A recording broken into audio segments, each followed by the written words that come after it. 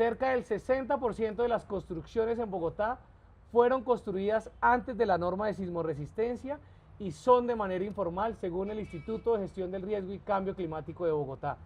Bienvenidos a Bajo Riesgo, el podcast donde desmontamos mitos, revelamos verdades y transformamos el miedo en acción. Aquí tú te conviertes en parte de la solución.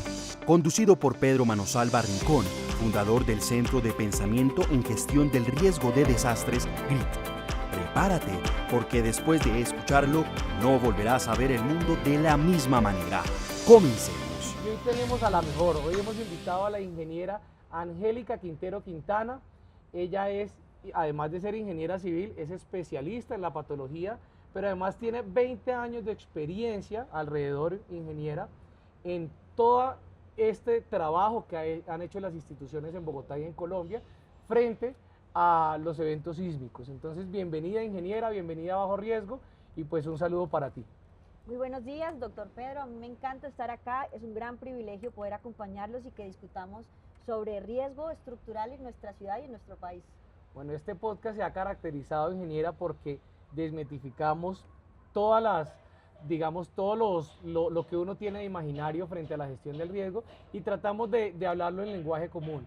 Entonces yo quisiera un poco, y no puedo evitar, ya que te tenemos en este escenario, hablar de lo que fue la certificación que logramos ante INSARAG, ante Naciones Unidas, en ese tramo del 2016 al 2020, en que tú cuentes en realidad cómo lo vive una mujer como tú, que en torno a un equipo de, no sé, en su momento 200 hombres, tú eras casi que de las únicas mujeres, y el valor que tuviste como ingeniera para llegar a una emergencia, hacer toda la valoración estructural y que finalmente se convertía en una de las fases primordiales para que pudieran trabajar seguros los bomberos.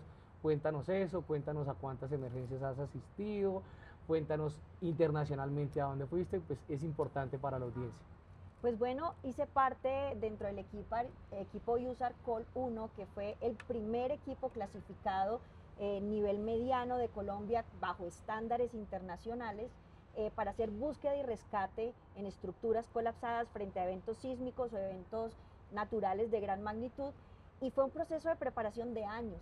Las personas creen que únicamente es el entrenamiento de la clasificación como tal, pero realmente fueron años de entrenamiento, años de acompañar a los bomberos, de hacer cursos, porque tenemos todos que tener los mismos cursos de búsqueda y rescate, de evaluación de daños, de sistema comando incidentes. Hay que hacer una capacitación preliminar bien importante.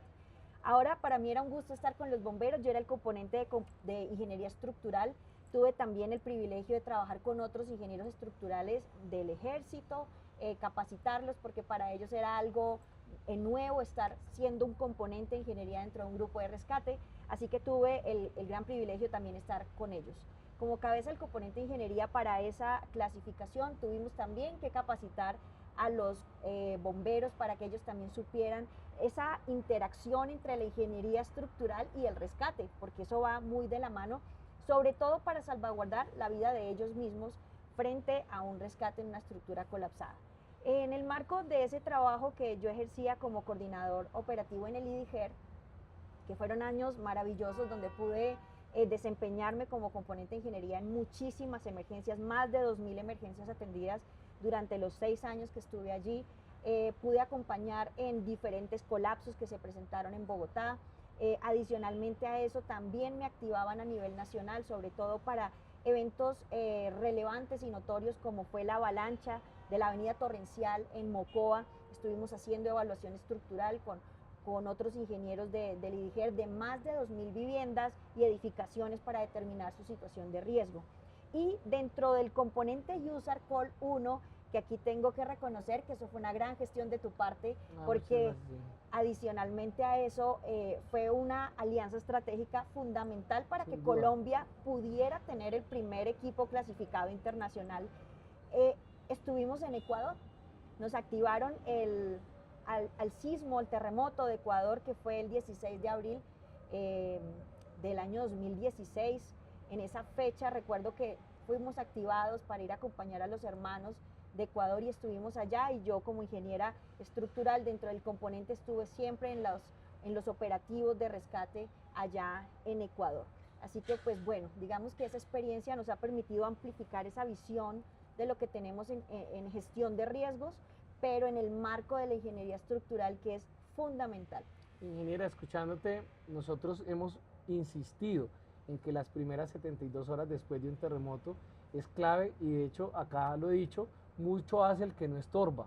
Y uno, digamos, con la voluntad de querer apoyar, surgen muchas iniciativas, pero creo que uno de los aprendizajes que hemos tenido, y aprovechemos el terremoto de Venezuela en este momento para seguir insistiendo, es que las personas que lleguen a esa zona de desastre pues tengan esa capacidad, tengan esa preparación. Recuerdo que eran solo 4 equipos que tenían ese nivel, 2 en Estados Unidos, 1 en Chile y 1 en Colombia, y parte del 80 al 90% del componente era Bogotá. Hoy obviamente hay que reconocerlo, hoy se abrió ese equipo de trabajo, volvieron a recertificar, y son más cuerpos de bomberos de diferentes regiones que hoy han tenido la posibilidad de integrarlo, pero sí un mensaje a que le bajemos a la ansiedad un poco. Tú que has tenido la experiencia, mejor dicho, tendríamos que hacer muchas series de este podcast hablando de cómo se vive cuando llegas tú a Ecuador con un equipo especializado, y pues un poco el mensaje a los bomberos que hoy nos escuchan, a los miembros de Defensa Civil, a la policía, al ejército, de preparémonos, pensemos en realidad que una de las conclusiones es protejamos nuestra ciudad, y pues cuando nos sobre la capacidad y cuando tengamos realmente ese nivel, pues pensemos en ir a capacitar al exterior. Exactamente, y eso me parece muy crucial lo que estás mencionando, y esto pues es un mensaje para todos los bomberos que nos ven hoy en día, y es que la capacitación es la clave. Cuando uno llega a una zona de desastre, llegan muchos cuerpos de rescate, incluso informales, rescatistas que comienzan a hacer convocatorias por WhatsApp y llegan allá, y lo que se genera realmente es un desorden que en vez de ayudar y procurar por el rescate, por salvar vidas, se genera un colapso de gente que no se asignan escenarios en orden, no se tiene, digamos, una trazabilidad de los escenarios donde se identificaron posibilidades de vida, sino que llegan en tanto desorden que a los equipos que están capacitados y que han sido, digamos, activados de manera formal a través de las Naciones Unidas, pues ni siquiera pueden ingresar a los puntos de rescate, porque lo que se genera es un montón de grupos pequeños que no están registrados, que no están capacitados, que lo que tienen es una buena voluntad, porque nadie lo niega, pero esto genera desorden en el momento de la atención primaria durante esas 72 horas, que es búsqueda y rescate. Durante ese tiempo, digamos que mi mensaje es ese: cuando un grupo de bomberos, un grupo de rescatistas se forma y está trabajando bajo estándares internacionales, está facultado para que cuando lo activen sepa con precisión qué debe hacer. Debe saber cómo lo activan, debe saber cuál es la marcación internacional, debe poder entender esas metodologías de marcaje que se hacen en campo frente a esos estándares de INSARAC que permiten que haya un rescate en orden, que haya una organización, una trazabilidad, y que permita también pues llegar al fin, que es rescatar la mayor cantidad de vidas posibles. Bien, pienso que Colombia ha tenido una tradición muy importante en esa preparación, y la experiencia, hemos apoyado a Haití, complementame, Ecuador, México, terremoto, fue impresionante el colapso estructural que hubo de 5 pisos en Cartagena, donde sacan a la persona viva, completa, que le ha caído 5 pisos encima. Entonces sí es importante prepararnos, pero también pienso que hay un campo para los demás equipos, o para los demás bomberos, o para los demás rescatistas, y es luego de las 72 horas. Sí, tal vez hay un momento, una emergencia muy crítica, donde ya no son solo labores de búsqueda y rescate, donde pueden tener la posibilidad de aportar también su conocimiento en otro tipo de escenarios que se generan en torno a un terremoto. Así es, porque después de esa fase preliminar que estás mencionando, que es la búsqueda y rescate de personas con vida, viene una segunda fase, y es cuando esa probabilidad de supervivencia ha bajado, y entonces comienza la fase de recuperación de cuerpos. Porque no hay que negar que en esos eventos sísmicos de gran magnitud, donde se generan colapsos generalizados, pues hay muchas muertes, y su familiar va a querer tener un entierro digno de la persona, del ser amado, va a querer poder tener digamos, la sensación de que pudo enterrar a su ser querido y cerrar ciclos, Y esos grupos, digamos que permiten estar después de la probabilidad de supervivencia haciendo esos apoyos para hacer extracciones, para hacer recuperación de cuerpos, de mascotas incluso, porque hoy en día eso es muy relevante, pues es también fundamental. Pero aquí insisto y me encantaría poder echar una cuña, y es claro que sí. los grupos de rescate deben estar acompañados de personas idóneas en ingeniería estructural, que también sepan de estos temas de búsqueda y rescate, que no se vuelvan una talanquera estos ingenieros estructurales que siempre dicen, no, no puede entrar ahí porque eso se va a caer, pero es que ya está caído y hay que entrar a salvar una vida. Tal cual. Sino que los ingenieros deben estar facultados y capacitados en lo que los rescatistas hacen, para hacer un apoyo y salvaguardar primeramente la vida del rescatista y que ese rescatista pueda llegar a bien fin, que es recuperar o es salvar una vida. Eso sin duda es una especialidad. Entonces, de los retos que hablábamos en anteriores episodios, es que en este nuevo gobierno haya meritocracia, que le pongan cuidado a la parte técnica y obviamente que hagan honor a toda esa experiencia que tiene la gestión del riesgo, que no nace en estos últimos 6 años, ni en estos últimos 2 años, nacen de hecho la historia reciente de los últimos 30, 40 años de mucho aprendizaje. Bueno, aprovechemos que estás acá y en este momento pues vemos cómo en redes sociales nos preguntan y hoy innovamos en algo. Va a estar Camilo Cuervo en las calles preguntándole a las personas, diciéndole, bueno, en este momento estamos conversando de este tema y pues de las preguntas que más se repiten es la siguiente. ¿Cómo saber si mi edificio realmente es seguro antes de que ocurra una emergencia? ¿Cuáles son esas 5 cosas que nos puedes decir? Oiga, revise, en este momento las ciudades crecen verticalmente, hoy tú vives en un edificio, tu familiar vive en ese edificio, tus amigos viven en un edificio, envíale este video que estamos con la ingeniera Angélica Quintero para poder saber, bueno, sí, vivo seguro y ahí vivo con mi familia. Ok, yo quiero arrancar diciendo algo y es que ningún edificio es infalible frente a eventos sísmicos. Hay personas que hablan de que cuando un edificio está construido bajo la norma colombiana de sismoresistencia son antisísmicos. Y la verdad es que esto es un mito, no hay ningún edificio antisísmico. La sismoresistencia yo la traduzco en algo y es tiempo. Porque cuando uno mira el espíritu de la norma es salvar vidas. ¿Por qué? Porque la sismoresistencia lo que me permite a mí es entender que entre más tiempo dure en pie la edificación frente a un evento sísmico, mayor cantidad de personas va a poder evacuar. Entonces, quise arrancar con esto porque lo primero que usted debe entender es que una edificación puede ser afectada por eventos sísmicos dependiendo de varias cosas. O sea, no es infalible el sismo, pero atentos a esto, de que depende de la profundidad del sismo, de la magnitud del sismo, de la distancia al hipocentro sísmico, de la distancia al epicentro y sobre todo del tipo de suelo. En Bogotá nosotros tenemos unos suelos de muy baja capacidad portante, suelos blandos, suelos donde hubo humedales hace decenas de años, y ese tipo de suelos hacen en algunas oportunidades que la onda sísmica se amplifique.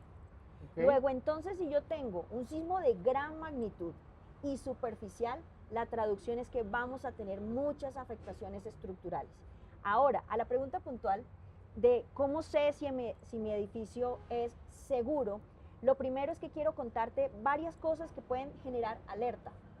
La primera es si estás observando, por ejemplo, columnas o vigas que tienen grietas, sobre todo grietas en diagonal, que son, digamos, grietas por cortante que me están alertando de movimientos anormales, muros de concreto que presenten grietas y que esas grietas se estén incrementando, humedades recurrentes en cubiertas, humedades recurrentes en apartamentos por fugas.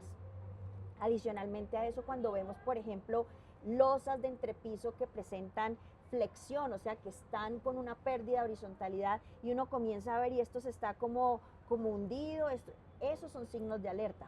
Ahora bien, ¿cómo saber si su edificio es seguro? Mire, lo principal que nosotros tenemos que entender es que ningún edificio es por siempre. Los edificios requieren mantenimiento. Entonces, en ese sentido, cuando yo noto ese tipo de lesiones, grietas en elementos estructurales como columnas, muros, vigas, lo primero que tengo que hacer es prestarle atención. En ingeniería y en patología estructural decimos algo, ningún edificio falla súbitamente, siempre habla antes de colapsar. El problema es que no sabemos entender los edificios y los edificios hablan. Por eso para nosotros, Pedro, en patología, los edificios son pacientes y hay que aprender a leerle los síntomas. Si yo estoy viendo ese tipo de lesiones, lo primero es contratar personal experto a que haga una evaluación. Listo, pero un segundo, un recuento.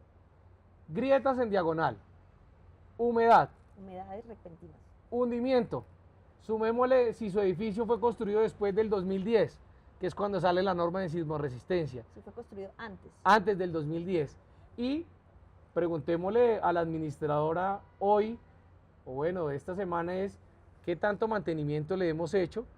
¿A qué? ¿Le hemos hecho a qué exactamente, Angélica? Exactamente. Ahora, la primera norma colombiana de sismoresistencia salió en el año 98. Tuvo una modificación posterior en el 2010. Las primeras nociones que se hablaron en Colombia de sismoresistencia fue allá en el año 84. Pero ahora bien, recordemos, el hecho de que un edificio esté construido bajo la norma no lo hace infalible. Pueda que esté presentando estas lesiones que mencionábamos ahora. El tema es que con un administrador idóneo para un edificio, tiene que estar haciendo seguimiento permanente. Si estoy viendo una grieta, no es cerrarla, porque fíjate que en nuestra empresa No es nos pintarla. llaman, exacto, nos llaman y es que aquí había una grieta y es que llevo años cerrándola y siempre aparece. Ojo, porque esos son síntomas de alerta. Si tenemos una lesión activa, una grieta que usted la tapó, volvió a aparecer, volvió la tapó y volvió a aparecer, es que hay un movimiento activo. ¿Qué mantenimiento es ese? Está revisando. Si usted está viendo una grieta, no la tape, no la maquille. Usted lo que necesita es llamar a un experto a que le haga una evaluación estructural integral a su edificación para determinar cuál es el riesgo y el por qué se están presentando estas lesiones, porque eso es clave. Entonces, el mantenimiento de cubiertas, clave. En varios sismos se han presentado que es la cubierta la que colapsa. Y colapsa porque no se implementaron metodologías de impermeabilización adecuadas y esa humedad corroe el acero de refuerzo del concreto. El estar expuesto una placa de entrepiso o una placa más bien de cubierta a la intemperie genera una enfermedad que yo la llamo el cáncer del concreto y se llama carbonatación porque empieza a absorber dióxido de carbono del ambiente de los carros y se vuelve como si fuera piedra pómez, se vuelve blandita y ante un evento sísmico es lo primero que colapsa. Así que estos temas de impermeabilización de cubierta es fundamental. Revise, por ejemplo, humedades en sótanos. Eso lo ignoran y pasan mucho tiempo sin manejarlo. Esto genera afectaciones directas al concreto y a los aceros de refuerzo. Bueno, al finalizar en los créditos vamos a poner las redes tuyas o bueno, o los números de contacto de tu empresa o nos contactan al centro de pensamiento y pues alineamos eso. Yo quiero saber un poquito y pregunto aquí en audiovisuales es si podemos poner el video que en este momento está enviándonos Camilo desde la calle, a ver si es posible, porque me parece chévere esta que viene porque pues son preguntas que sí realmente se podría hacer mi mamá, por ejemplo, frente a estos temas. Bueno, un saludo muy especial para mi amigo Pedro y para todos los que nos acompañan allá en el set. Quiero contarles que estuvimos hablando con personas de la calle sobre todo este tema que ha venido pasando en Venezuela, el terremoto y todo este desastre. Y muchas personas tienen la duda o se preguntan de quién es la responsabilidad cuando una estructura o un edificio se encuentra en mal estado y llega a pasar una desgracia. ¿Quién responde ante esto? Entonces aprovechamos esto para hacerle la pregunta a ustedes allá en el set y que le puedan aclarar esta duda a todas las personas que nos ven. Gracias, Camilo. En concreto, o bueno, un poquito parafraseando a la persona, es quién responde si una fachada, un balcón o un elemento de la estructura falla y causa una tragedia. ¿Quién responde por eso, Angélica? Qué pregunta tan interesante. Aparte, porque digamos que en el marco de la patología buscan siempre la responsabilidad del quién tuvo la culpa para que pasara lo que está pasando en una edificación. Okay. Y aquí te voy a responder muy técnicamente y es que depende. Y aquí en el campo de la patología siempre se busca la causa principal que generó ese colapso, esa lesión. Entonces, ¿por qué digo que depende? Si la causa fueron temas de diseño, temas de defectos constructivos, temas de defectos en materiales, como lo hemos visto que salió en el estudio de patología y forense que hicieron para el SPACE, fueron temas de materiales, de deficiencias, de diseño. Definitivamente quien debe responder es el diseñador estructural del edificio o la constructora responsable, porque fueron temas que estuvieron netamente a su cargo, que generaron un colapso o una lesión. Ahora bien, ¿cuánto tiempo de garantía usted que está viéndome en pantalla de su edificación tiene un diseñador estructural, tiene un constructor? Para temas estructurales netamente son 10 años, según lo que establece nuestra norma. Por ley, 10 años me 10 tiene que años. brindar de garantía frente a los diseños. Frente a temas estructurales. Ok, de Ahora diseños bien, de estructura. Listo. exacto. Después de eso, cuando una edificación ya lleva mucho tiempo en uso, ha pasado este periodo de garantía, netamente la responsabilidad la tiene el edificio, el dueño de la vivienda o de la copropiedad, porque es responsabilidad de quien habita el sitio hacerle sus mantenimientos periódicos. ¿Por qué? Porque digamos que podemos tener lesiones que no fueron manejadas y con el tiempo comenzaron a avanzar, a crecer y finalmente eso terminó en un colapso. Insisto, ninguna edificación colapsa súbitamente si antes no nos ha hablado con lesiones y con síntomas. Angélica, tengo que hacerte un paréntesis. Yo llevo 15 años, entré de hecho en el 2011, mal contados, 15 años, 16 años, y siempre me causó curiosidad, por ejemplo, en un caso específico, el Space, en Medellín. ¿Tuviste la oportunidad de ir? Bueno, yo estaba en la Dirección Nacional de Bomberos, también fui allá, de hecho, con la cooperación de Estados Unidos, con USAID OFDA, en su momento hicimos un tour de expertos en Latinoamérica y el Caribe para revisar qué había pasado, y parte de las cosas que le asombran a uno es, obviamente, esa persona que ha invertido su capital, su patrimonio en un apartamento, y decirle, o llegar la autoridad y decirle es que sálgase porque porque se puede caer su edificio. La primera impresión es que listo, me salgo, porque vamos a salvaguardar la vida. Pero después yo me salgo y veo que el edificio sigue ahí y voy a perder mi edificio. Si no lo tengo asegurado, si no me va a responder la constructora, no me va a responder el distrito. Entonces, lo que tendía la gente en su momento a pensar, no solo, a ver, no en el caso específico de Space, sino en otros ejemplos también es, no voy a decir nada, no voy a llamar a la autoridad porque entonces pierde valor, y por el contrario buscaban vender esos apartamentos. ¿Qué reacciones tienes frente a eso tú? Yo creo que aquí hay un tema muy complejo y es ese apego que uno tiene frente a una inversión que uno hizo con muchos sueños. Sin duda. Pero aquí prima la seguridad de la vida. Las cosas materiales siempre se podrán recuperar. Y algo que es muy importante es tener asegurado su propiedad frente a ese tipo de cosas, y sobre todo porque la gente no es experta en poder definir si hay un riesgo inminente. Pero mi invitación es que si hay una autoridad con conocimiento técnico que le está diciendo a usted, por favor evacúe, que hay una situación de riesgo, hágalo. Porque quizás usted sea, si no acata esta instrucción, una víctima de ese colapso. Y digamos que eso es bien relevante porque si nosotros recordamos, muertos que han habido en colapsos han sido personas que no acataron una instrucción de evacuación, que quisieron volver por algo de valor, que quisieron regresar y quedaron atrapadas en el momento de colapso. Y si digamos dijeron me evacuaron pero nunca pasó nada, pero quizás sí pudo pasar, y lo mejor es que estás bien porque acataste una evacuación. Así que mi invitación es siempre ante una autoridad competente que te esté dando una instrucción, una alerta, es mejor acatarla que lamentar. Estamos finalizando este mes de julio y creo que hasta octubre vamos a invitar a la gente a participar de los simulacros, del simulacro nacional, por supuesto, porque hay muchas empresas, entidades que dicen, bueno, evacuemos el 90%, pero esta área que es que son juiciosos y que necesito es que sigan trabajando, esa no evacúe. Error. De hecho, digamos, la invitación es, no solo por el tema de seguro, sino realmente por el tema de la vida, como bien lo dices, nada es tan importante, ni mi actividad profesional, si mi vida va a estar en riesgo. ¿Estás de acuerdo con eso? Estoy completamente de acuerdo. Como has trabajado en entidades públicas, ¿no te pasa que tú dices vamos a hacer un simulacro y no, hay unos 10 personas que ellos no se pueden mover, como es simulacro no los toquemos? ¿Sí te pasó? Sí me pasó, no voy a decir en qué año, pero sí me pasó frente justamente al ejercicio del simulacro nacional de evacuación.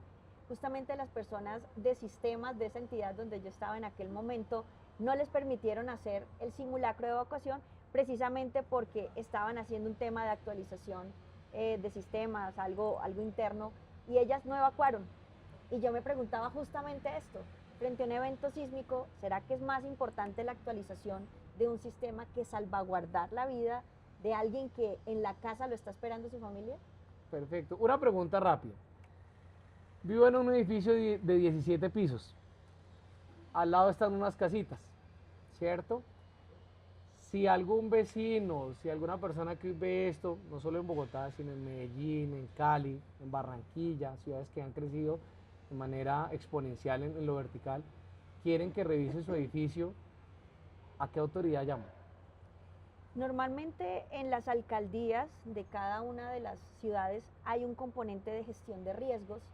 Digamos, acá en Bogotá es muy visible el poder acudir Acá en Bogotá, ¿a dónde llama? Al IDIGER llaman al 123. Es muy sencillo y en el 123, que es la línea de emergencias de Bogotá, inmediatamente registran eso como una emergencia y el IDIGER envía profesionales muy especializados en estos temas para que haga una revisión preliminar. En Medellín también es un tema bastante conocido con el DAGRET y en Cali también con las oficinas de gestión de riesgos de la alcaldía. En las demás alcaldías siempre debe haber un equipo de personas de gestión de riesgos que estén dispuestos a hacer este tipo de evaluaciones para alertar de alguna situación de riesgos. Entonces mi invitación siempre es a través de las líneas de emergencia que en su ciudad se hayan establecido para este fin. De hecho, este escenario es un ejemplo real. Muchos edificios alrededor de gran altura y casas en medio de. Entonces, digamos, pues bueno, quedó la recomendación clara y concisa de qué hacer. Y un poco cerrando ya esta emisión, agradeciéndote que nos hayas acompañado. Sé que lo que te digo, podríamos hacer 10 episodios de este tema y tendríamos 1001 historia por contar y 1001 aprendizaje que decir frente a esto, pero precisamente la invitación del Centro de Pensamiento siempre es a que investiguemos frente a los hechos, no esperemos a que nos pasen, tomemos ejemplo seguramente Caracas estaba advertida, como bien nos lo dijo en su momento Manuel Santana, cuando estábamos pasando las primeras 72 horas, pero pues hubo gente que no acató y hubo gente que pensó pues que no pudo ser importante. Me dicen acá lo siguiente, ¿cuánto puede costar ignorar una grieta, una filtración o una deformación de un edificio? Puede costar tu vida, te puede costar tu propia vida. Nosotros no podemos ignorar este tipo de lesiones. Claro está, no es lo mismo una grieta en un muro divisorio que una grieta en una columna o en una viga, pero esa grieta en ese muro divisorio está alertando de algo. Por eso no podemos ignorar ninguna lesión. Si usted vive en una copropiedad, mande el requerimiento a la administración o al consejo de administración para que hagan la contratación de personal idóneo, que pueda hacer una evaluación de qué es lo que está sucediendo. Ahora bien, hay edificios de más de 10, 15, 20 años. No es normal que un edificio de estos esté en asentamientos. No es normal. Recientemente acabo de hacer una visita técnica a una copropiedad acá en Bogotá, un edificio de más de 20 años de construido y comenzó a presentar unas lesiones justamente en diagonal, en muros estructurales, tenemos flexión en losas, tenemos pandeo en columnas, está habitado, una torre de 7 pisos. Y entonces me preguntaba la administradora que esos son asentamientos los normales y yo no. A esta edad del edificio no es normal que se esté moviendo. Luego entonces hay que determinar la causa y lo primero que hay que hacer es, si estamos en riesgo y evidenciando que los elementos estructurales están avanzando en lesiones, hay que evacuar el edificio. Y para eso pues primero se llama a la autoridad competente, pero yo como primera persona que estoy haciendo la evaluación estoy alertando, hay que evacuar porque esto no es normal. Así que nunca usted piense que una grieta es normal, siempre pida evaluación. Si su área de experticia no es la ingeniería, ni las estructuras, ni la patología, reporte y es mejor que alguien experto le diga esto es normal, está en el periodo normal de asentamientos o esto no es anormal, esto es anormal y toca hacer algún tipo de estudio un poco más especializado. Bueno, Angélica, quiero decirte que pues todo mi reconocimiento, tu aprendizaje, por supuesto que las instituciones continúan sin las personas, pero yo estoy convencido que son las personas, por supuesto, quienes mueven las instituciones. Y el aprendizaje de Bogotá, de Colombia, ha sido en parte el trabajo como personas como tú, personas que seguro conocemos, y que necesitamos que sigan estando en el Sistema Nacional de Gestión del Riesgo.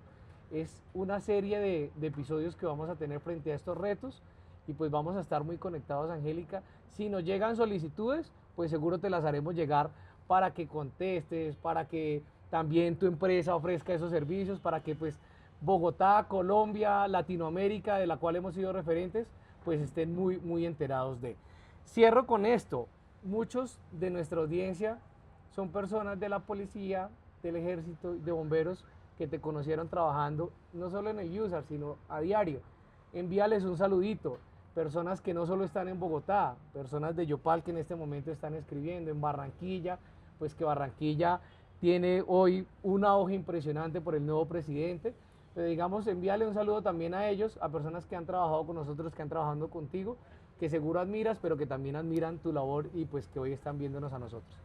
Pues quiero hacer una mención especial a alguien que ya no está con nosotros y es al ingeniero Tulio Villamil. Lindo. Murió en la pandemia, murió haciendo lo que más le gusta, que era revisando edificaciones. Gracias a él, que me dio la oportunidad de trabajar en el IDIGER, comencé a incursionar en esta área tan hermosa de la gestión de riesgos desde mi profesión. Un saludo muy especial para todos aquellos amigos de Ponalzar, al coronel Lizarazo, que siempre ha brindado tanto apoyo a todo este tema de gestión de riesgos. Un saludo muy especial al teniente Alirio Cáceres, que ya está retirado, un hombre que lideró el equipo USAR con entereza y con mucho profesionalismo. Por supuesto, a mi esposo, que es bombero. Sin duda también, un saludito a él. Lo conocí además en el terremoto de Ecuador. Pero también fue parte de Cruz Roja, pero también ha sido una persona muy disciplinada en este campo. Así es. Pero diga un el nombre. Saludo, David Cardona, mi esposo bello. Correcto.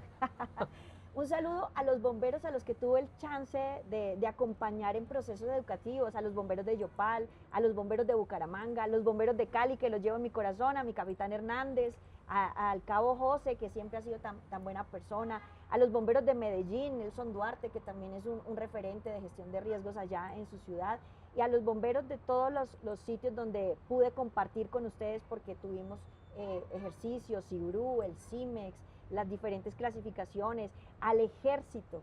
El ejército, tuve la oportunidad de acompañarlos en su reclasificación, creo que es que se llama ahorita nacional, de su equipo de búsqueda y rescate mediano. Estuve allí en Tolemaida con ellos, así que un saludo, los llevo en el corazón. Aunque ya no estoy en el sistema de gestión de riesgos, saben que pueden contar conmigo para cualquier cosa que requieran de este ámbito de la ingeniería estructural, así que muchas gracias. Alguien en especial, José Perdomo. Eso, tal cual, muy bueno. José Perdomo es una persona maravillosa, que siempre ha sido un gran apoyo en este sistema de gestión de riesgos. Ahora desde la Cruz Roja, pues un saludo también muy especial para él. Ha sido una persona bien importante en este ámbito de la gestión de riesgos acá en Bogotá. Una sola corrección, no estás fuera del sistema, acuérdate. Público, privado y comunitario. Nosotros hacemos parte de esa comunidad, de esa gran familia de la gestión del riesgo. Como lo dices, podríamos enumerar 1001 personas que le ha aportado, y de manera a veces hasta voluntaria, sin que le paguen un solo peso, sacrificando su familia, sacrificando fiestas, sacrificando, digamos, actividades familiares, pues por dedicarle a este país eso. Entonces, Angélica, muchas gracias, muy valiosa tu presencia aquí. Esto es Bajo Riesgo, el podcast del Centro de Pensamiento en Gestión del Riesgo de Desastres. Bienvenidos a Bajo Riesgo, el podcast donde desmontamos mitos, revelamos verdades y transformamos el miedo en acción. Aquí tú te conviertes en parte de la solución. Conducido por Pedro Manosalva Rincón, fundador del Centro de Pensamiento en Gestión del Riesgo de Desastres, GRIT.